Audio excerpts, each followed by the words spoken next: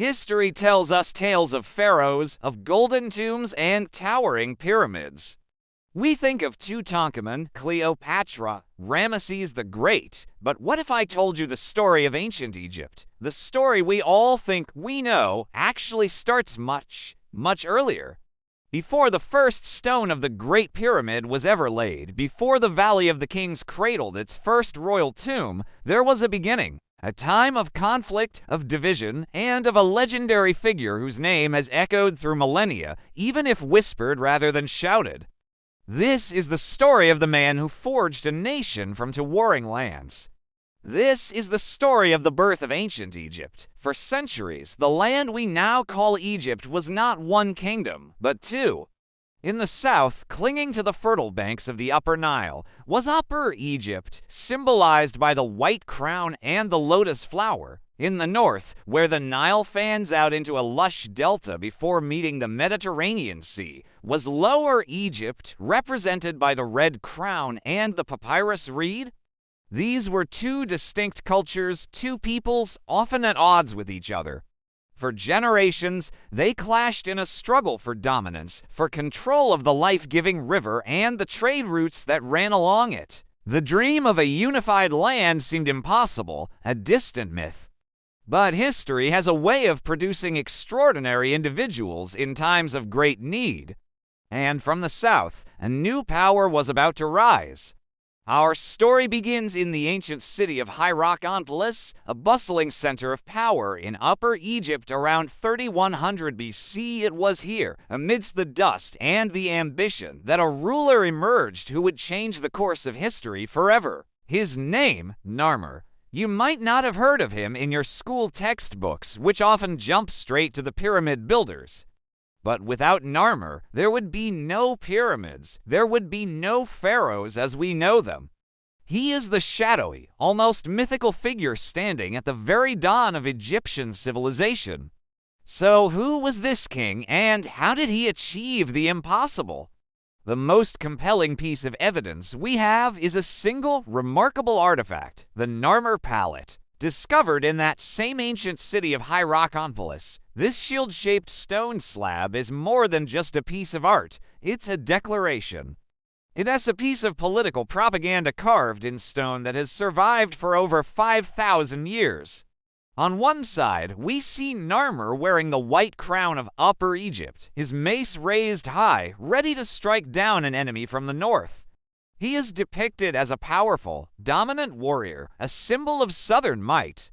But it's the other side that holds the key. There, we see Narmer again, this time parading in victory, and on his head, the red crown of Lower Egypt. He wears the crown of the conquered. This wasn't just a military victory, it was a symbolic act of unification. The palette depicts the very moment the two lands became one under a single ruler. It is, for all intents and purposes, Egypt's birth certificate. But uniting two kingdoms isn't just about winning a battle, it's about winning the peace. How did Narmer hold together a newly forged nation of previously rival peoples? He was a brilliant strategist, not just a warrior. He understood that to create a lasting legacy, he needed to merge the two cultures. One of his most significant moves was the founding of a new capital city. He chose a strategic location right at the border between Upper and Lower Egypt, a place called Eneb-Hej, the White Walls. We know it today by its later Greek name, Memphis. This new city wasn't just a political center, it was a melting pot. It became the heart of the new unified kingdom, a place where the traditions of the North and South could intertwine and create something new, something uniquely Egyptian. Narmer's genius was in his branding. He created a new, combined crown, the pshent, which merged the white crown of the South with the red crown of the North. Every time the pharaoh wore this double crown, it was a constant, visible reminder that he was the lord of the two lands. He wasn't the king of Upper Egypt who had conquered Lower Egypt. He was the king of a united Egypt. This powerful symbolism was crucial. He also combined the patron deities of the two regions. The vulture goddess Nekbet of the south and the cobra goddess Wajet of the north were brought together as protectors of the pharaoh. This religious fusion was a masterstroke, showing his respect for both traditions and signaling that this new kingdom was a partnership, not an occupation. This foundation laid by Narmer was incredibly solid. It established the principle of divine kingship, the idea that the pharaoh was more than a man. He was a god on earth, a Horus responsible for maintaining the cosmic order of truth, balance, and justice. This concept would become the central pillar of Egyptian society for the next 3,000 years. It was this stability, this shared identity forged by Narmer, that allowed for the incredible achievements that followed. Without this unified state, the immense resources, manpower, and political will needed to build the pyramids of Giza would have been unimaginable.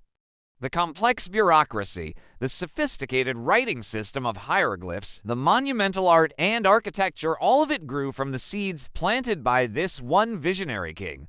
So why isn't Narmer a household name like Tutankhamun?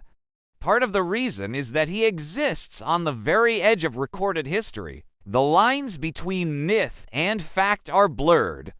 Some historians even debate if Narmer was the same person as Menes, another legendary unifier mentioned in later Egyptian king lists. Was Menes his personal name and Narmer his royal title? Or were they two different figures? The evidence is scarce and the debate continues.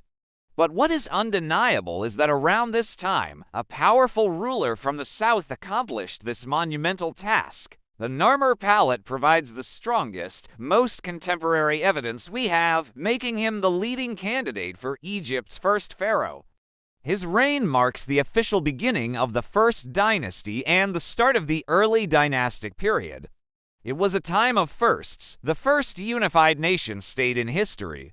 The first capital at Memphis, the first in a long line of over 30 dynasties of pharaohs. Narmer didn't just conquer, he created. He established a template for kingship and a vision for a nation that would endure for millennia.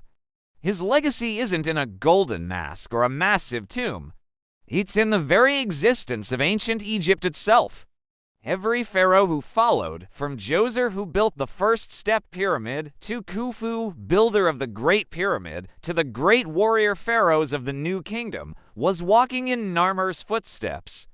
They were all rulers of the two lands, an idea he made reality. Today, as we look at the wonders of ancient Egypt, the temples of Luxor and Karnak, the treasures of Tutankhamun's tomb, it's easy to be dazzled by their grandeur. But it's crucial to remember that none of it would have been possible without that first, pivotal step.